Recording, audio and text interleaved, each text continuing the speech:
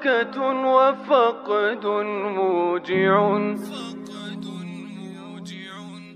Kenapa Kiai Imad itu banyak pendukungnya, ya kan? Akhirnya, dan kenapa Kiai Imad banyak yang mempercayainya?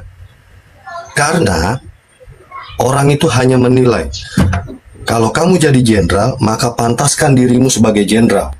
Kalau kamu jadi polisi, pantaskan dirimu itu orang hukum, polisi. Ya toh? Kalau kamu jadi kiai, pantaskan dirimu sebagai kiai secara lisan dan perkataan dan adab. Sehingga orang percaya bahwa kamu kiai, kamu polisi, kamu jenderal, karena sudah memantaskan dirinya. Tapi banyak dari habaib di Indonesia, ini fakta, saya bicara fakta, banyak dari mereka yang mengaku bahwa dirinya cucu Nabi, tapi tidak memantaskan dirinya sebagai cucu Nabi secara lisan, perbuatan, dan adab. Terkait kepastian nasab seseorang, sekali lagi, terkait kepastian nasab seseorang nyambung ke siapa, itu menurut Mas Kus Plus, perlu nggak data kitab sezaman atau yang mendekati zaman, itu yang pertama, ataukah boleh terbukti si A nasab kepada B dengan jeda waktu 5 abad lebih? Mana yang lebih Kus Plus boleh? Saya muncul di sini dan mengaku bahwa saya pernah ditarim saja diragukan. Oke. Mereka mendengar saya mengaku bahwa saya pernah masuk ke sana setelah perang tahun 96. Ketika itu pelajar Indonesia dirubah, itu baru berapa orang, masih dihitung pakai jari, belum pakai jari kaki lah, ya kan? Itu loh. Itu diragukan, kenapa sudah 25 tahun yang lalu. Ya kan, akhirnya ada framing bahwa Kusnadi adalah orang penerima dana untuk musuh menjadi buzzer, mendukung Wali Songo, atau mendukung wong-wong NU yang nggak suka dengan habaib. Itu framingnya. Kenapa? Karena kan 25 tahun terputus, nggak ada yang menyaksikan saya. Itu pun menjadi diragukan ya, yang baru 25 tahun pun diragukan, kan begitu. Tapi ya? Alhamdulillah dengan TikTok ini, saya nggak pernah main TikTok loh, nggak pernah nonton TV, narasi akhirnya ada orang yang sejaman nama saya. Yang sejaman nama saya ada kemarin, Sayyid Abdul Qadir Al-Habsyi. Iya, ada naik di sini, di komal sini, di komal saya. Artinya gini, kita ulang. Yang jeda waktunya, rentan waktunya hanya baru 25 tahun pun sangat banyak yang meragukan bahwa Kus Plus pernah di Yaman lebih dari 4 tahun. Lebih dari 4 tahun, tepatnya 6 tahun pun diragukan. Itu baru dalam rentan waktu 25 tahun. Counter ketika itu terkait dengan keilmuan ulama-ulama tarim, mau Ba'alawi atau apapun, itu jangan sampai kemudian ikut diseret, begitu. Iya, makanya kalau kita menyebut Habib, sampelnya aja siapa, oknumnya sebut, biar enak dengar. Itu aja sih yang ingin saya sampaikan. Kalau kita menyebut Habib, Bang Fadil boleh bicara, anggap namanya aja. Anggap itu masukan sajalah. Namanya. Kita fokus ke Mas Plus, ke Kus Plus. Ya. Kita fokus ke Kus Plus dulu. Gini loh, Bang Fadil bilang, oke, jangan ini, jangan apa global. Coba sebut aja namanya langsung begini-gini. Tapi kan nanti direkam, akhirnya nanti dimasukkan di ini, jadi framing ini loh, disebut namanya siapa? Habib Bahar, Habib Rizik, Habib ini, Habib ini, Habib ini. Akhirnya kesannya mengadu domba. Makanya kita jadi framing ya, jadi global gitu loh. Makanya kenapa kalau ada orang bilang Habib di Indonesia semuanya brengsek, saya nggak setuju. Ya enggak? Bang, cepat lewatnya Bang, saya lagi meeting ini. Cepat, suara truknya berisik. Nah, ya, Pak, tadi saya tuh di Kus Plus. Nggak setuju bilang Habib. Sudah, biarkan dulu lah, Mas Fadil. Coba ini tadi sedang fokus berbicara, membahas sesuatu yang fokus. Ujuk datang langsung membuyarkan semuanya. Kus Plus ini sedang dijadikan narasumber di sini. Kita pendalaman. Kus Plus, tanpa Kus Plus diangkat ya, tolong ya. Terima kasih ya. Terima kasih Pak. Halo. Ya. Kus Plus, assalamualaikum. Waalaikumsalam. Perdebatan yang terjadi hari ini termasuk juga bagaimana ngeyelnya Mustafa sama Fadil dan yang lain-lain ini dampak dari kajian Kiai Imad. Menurut perspektifnya Mas Kus Plus sebagai orang yang pernah belajar di Tarim gitu ya, di Yaman, apakah kajian Kiai Imad ini sudah memenuhi syarat rukun keilmiahan? Kalau dari pendapat saya pribadi, saya melihat Kiai Imad itu dia ilmuwan dalam arti dia berilmu, ya kan, secara keilmuan sudah mumpuni. Dia bukan orang bodoh, sudah pasti tahu bagaimana untuk mencari nasab itu syaratnya apa aja. Ibarat syarat hadis itu harus mutawatir, harus mutawasil, ya kan gitu.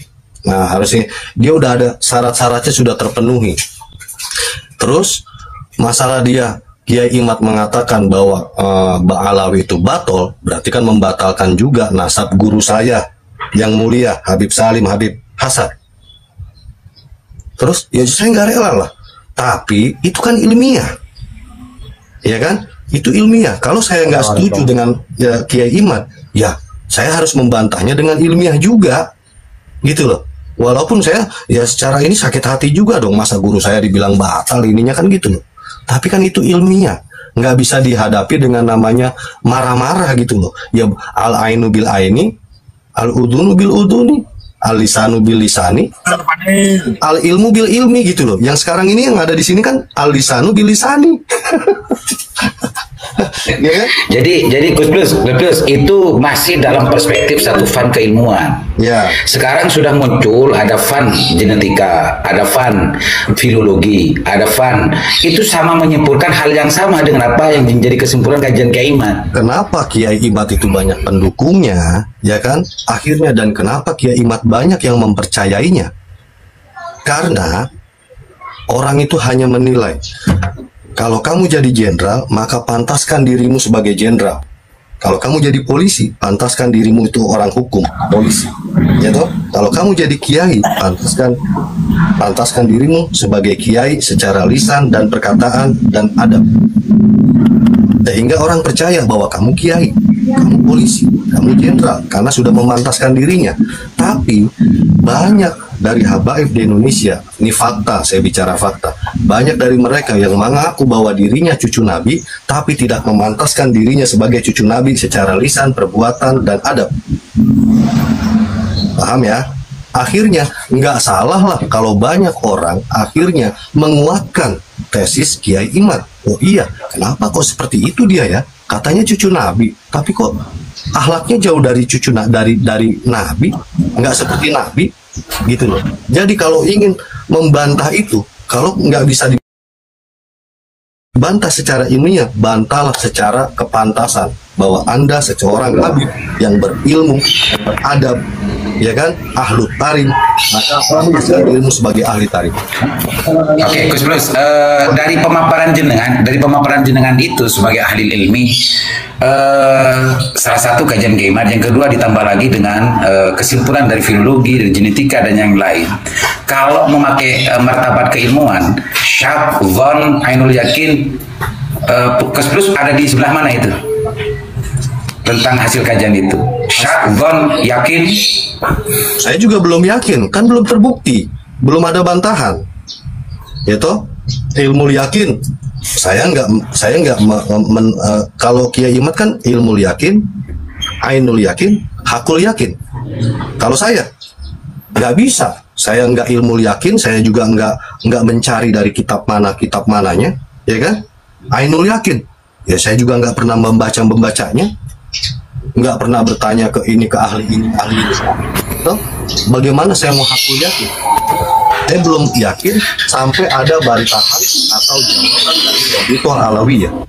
Tapi faktanya Kiai Imad sudah membatalkan. Fakta itu kan, mau benar apa enggak, tapi faktanya sudah dibatalkan oleh Kiai Imad.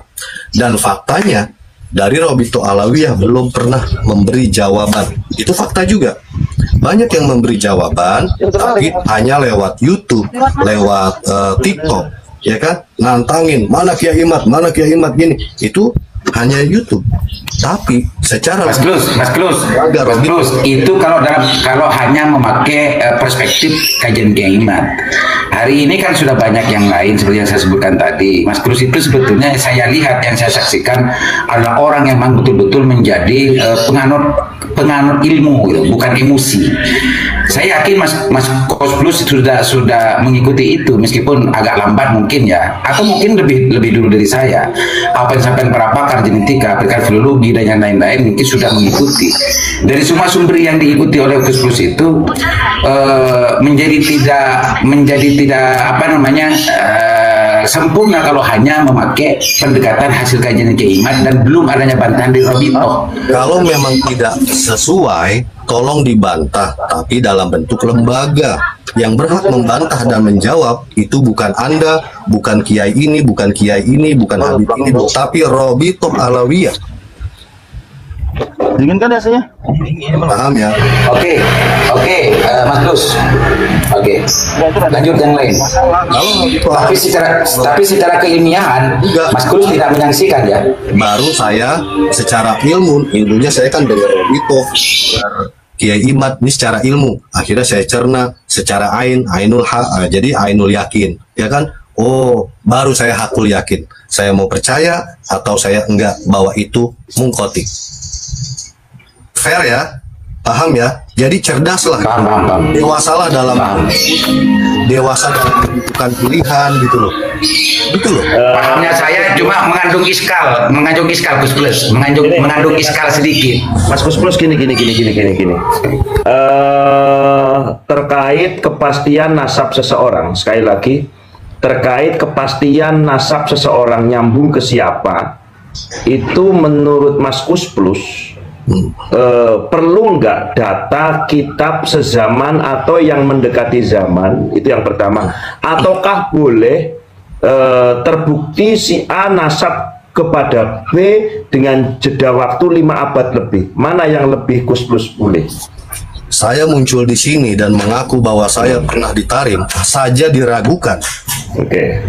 Mereka mendengar saya mengaku bahwa saya pernah masuk ke sana setelah perang tahun 96.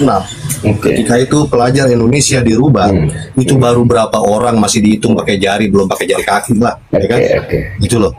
Itu diragukan, kenapa sudah 25 tahun yang lalu. Ya kan, akhirnya ada framing bahwa Kusnadi adalah orang penerima dana untuk masuk menjadi buzzer, mendukung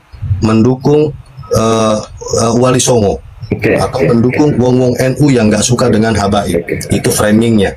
Kenapa? Karena kan 25 tahun terputus, nggak ada yang menyaksikan saya. Itu pun menjadi diragukan ya, yang baru 25 tahun pun diragukan, kan begitu. Tapi ya? Alhamdulillah dengan TikTok ini, saya nggak pernah main TikTok loh. Nggak pernah nonton TV, nggak pernah. Narasi akhirnya ada orang yang sejaman nama saya. Yang sejaman nama saya ada kemarin, Sayyid Abdul Qadir Al-Habsyi. Iya, ada naik di sini, di komal sini, di komal saya. Artinya gini, kita ulang. Yang jeda waktunya, rentan waktunya hanya baru 25 tahun pun sangat banyak yang meragukan bahwa Kus Plus pernah di Yaman lebih dari 4 tahun. Lebih dari 4 tahun, tepatnya 6 tahun pun diragukan. Itu baru dalam rentan waktu 25 tahun. Kalaulah tidak ada orang yang bersaksi, melihat, berjumpa dengan Mas Kus, maka pasti bisa dipastikan bahwa terbatalkan, bahwa Kus Plus hanya omon-omon, hanya ngaku-ngaku pernah ada di Yaman. Itu kan Mas Kus Plus? Betul, apalagi bilang nggak bisa bahasa Arab. Oh, la yantiqul Arabi.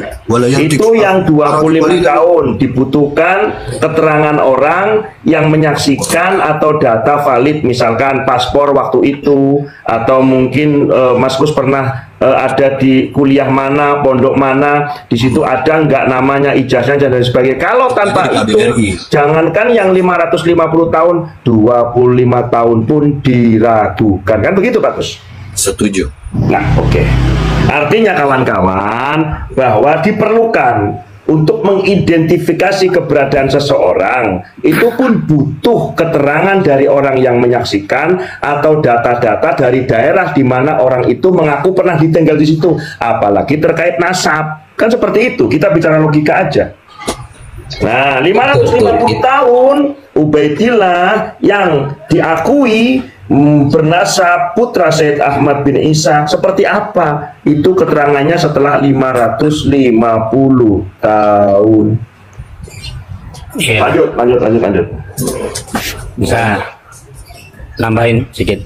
Silakan Pak Majlis, silakan. Assalamualaikum warahmatullahi wabarakatuh. Waalaikumsalam warahmatullahi wabarakatuh. Jadi ini menarik sekali. Terima kasih Ustadz Plus. Oh, jangan Ustadz, jangan. Jadi di sini yang saya hormati, yang saya muliakan semuanya ya. Jangan Ustadz Syekh. Jadi kalau pendekatan saya masalah kasus fenomenal Habib di Indonesia ini tidak menitik beratkan kepada nasab. Walaupun saya tidak menentang mereka-mereka khususnya Kiai Imad mengkritisi tentang nasab. Yang saya fokus adalah kepada perilaku yang sudah hulu melampaui batas, yang sudah puluhan tahun, ratusan tahun, yang menjadi sebuah budaya yang tidak baik. Itu yang harus kita rubah, culture itu. Ini yang nggak bisa ditawar-menawar lagi itu dia. Tapi kalau masalah nasab, sedikit kita bisa kupas. Kalau syaratnya mesti sejaman, tidak mesti. Nanti kita bisa buka ilmu mustalahul hadis. Yang namanya sejarah itu nggak ada yang tubut, nggak ada yang ijma, nggak bisa disepakati. Itu sejarah. Belum lagi nanti kita melihat dari segi dobit, belum lagi dari segi muqdal, mungkati itu hanya satu yang terputus. Masih bisa hadis itu meskipun mungkati sanadnya masih bisa sahih. Muqdal lebih daripada 2 sanad yang terputus, lebih. Pak Majlis izin menyela ya. Boleh. Kaidah yang sampean sampaikan adalah kaidah mustalah hadis. Terkait tesis Kiai Imad adalah ilmu nasab, maka gunakan metode nasab. Saya sebutkan kitabnya. Nama kitabnya Al-Usul fi Ilmin Nasab wal Mufadalah Bainal Ansab, halaman 77. Cari kitabnya ada. Begini keterangannya, fa innal masadir allati yumkinu an nastaqiya minhan nasab yajibu an takuna min kutubil ansabil qadimah allati kutibat fima qoblal asr ay qoblal asril hadis haitsu kana an-nas aqrabu ila ma'rifati usulihim aw ma'rifatil mutawatir an nasabihim ladaihim waladal akhirin. Betul. Saya kira nggak perlu diterjemahin, artinya bahwa teks yang ada di kitab Al-Usul fi Ilmin Nasabil Mufadalah Bainal Ansab ini menstandarkan bahwa kaidah ilmu nasab mensyaratkan kitab sezaman atau yang mendekati zaman. Gitu Pak Majlis. Betul. Tapi begini, boleh menambah sedikit ya, boleh menambah sedikit ya. Dulu ya. Terkait al-mutaqaddim itu sudah saya bahas dengan Gus Rumel di kitab yang dibacakan oleh dokter tadi, bahwa memang al-mutaqaddim itu mengandung al-mu'asyirah gitu.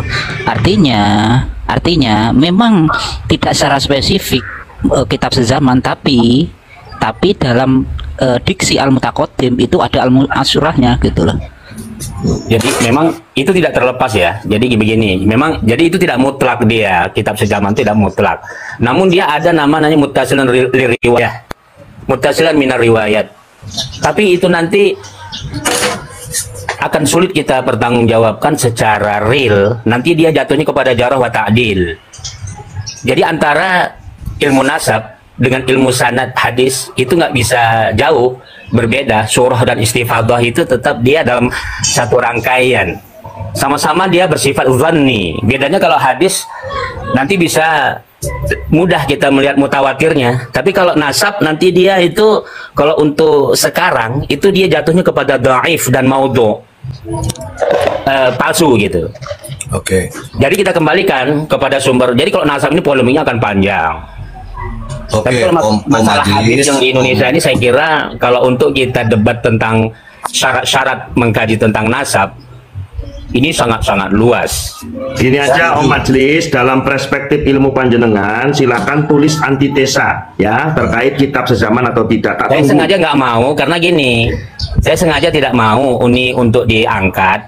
Saya hanya sekedar membuka sekedarnya saja. Saya nggak mau karena begini, kita harus dukung Kiai Imad. Oke. Karena satu-satunya sekarang ini yang bisa membasmi kurapat-kurapat ini memang harus bersumber dari NU dan Kiai Imad.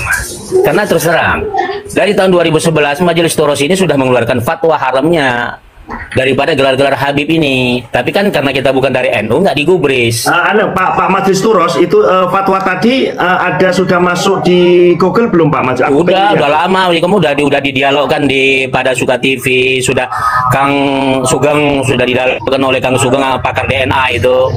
Udah kita dialogkan di YouTube. Sebentar Pak Majlis, tolong kawan yang punya handphone coba searching Google apa yang disampaikan Majlis Turos, nanti ditaruh judulnya di bawah, tulis typingnya, biar nanti teman-teman cari tadi apa yang disampaikan Pak Majlis terkait kurofat yang ada. Tunggu judulnya ini, dia judulnya hukum memakai gelar Habib. Habibah, Syarifah, Saidah itu udah banyak YouTube-nya. Baik. Artinya kawan-kawan silakan lihat YouTube atau nanti searching Google dengan channel Sugeng Habib, Syarifah ya. Ya, channel Sugeng dengan pada Suka TV. Oke.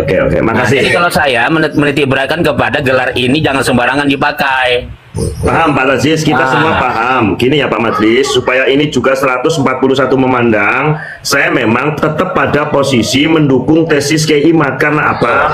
Saya orang NU, saya pengurus NU. Kenapa saya mesti mendukung? Karena saya mencoba menempatkan ilmu pada porsi dan proporsinya. Kenapa saya harus melakukan ini? Karena kebiasaan Habib Baklawi kepada pihak yang nggak condong, kalau nggak punya argumen mereka persekusi Pak Majlis. Itu aja. Betul. Itu catatan yang pertama. Sebentar. Ini mumpung banyak orang yang akhirnya kemudian saya adalah salah satu dari 5 pendiri PWI Laskar Sabilillah ya, untuk menjagani ilmu gitu loh. Kalau memang nggak sependapat dengan kajian tesis ilmu Kiai Imad, lawan dengan ilmu, lawan dengan kajian, lawan dengan narasi, lawan dengan video. Jangan kemudian ilmu dilawan dengan persekusi. Ini model apa? Betul. Itu aja. Silakan mungkin Pak Kus mau nambahin Pak Kus. Jadi Pak Majlis kalau Kiai Imad mengatakan bahwa itu ilmiah dan sebagian orang mengatakan Kiai Imad penelitiannya itu ilmiah, dan dari pihak Baalawi mengatakan itu bukan ilmiah, bukan kajian yang ilmiah dan salah, tolong buat yang ilmiahnya seperti apa. Jadi jawab ke mereka gitu loh. Jadi memang menyalahkan itu bukan ilmiah, tapi ini loh syaratnya kudu ngene lo sampean wis tahu syaratnya ya toh. Tawasul itu apa syaratnya ya, yang menjadi lucu lagi sesuai syarat ya. 3 hari yang lalu dalam mimbar Bapak Habib Rizik berani mengatakan bahwa Immadiyah ada Jaliyah, coba. Nah itu udah melampaui. Seperti apa kayak gitu Iya, ini nggak bisa kita diterima. Nah, gitu loh Pak. Jadi memang ini, jadi pernah saya posting begini. Kajian Kiai Iman ini bersifat istihadi daripada sejarah. Kalau dia salah tetap 1 pahala. Kalau dia benar 2 pahalanya. Jadi nggak ada. Jadi kalau khusus untuk Kiai Iman mengkaji masalah ini itu bagus sekali. Bahkan saya dukung. Walaupun ya saya dari awal bertemu beliau pun tetap mengatakan ini nanti dampak konflik nasab ini akan panjang. Sengaja saya memang tidak mau bertolak belakang dengan beliau. Saya tetap dukung. Tapi kalau sudah berbicara tentang sejarah nasab ini pasti akan panjang.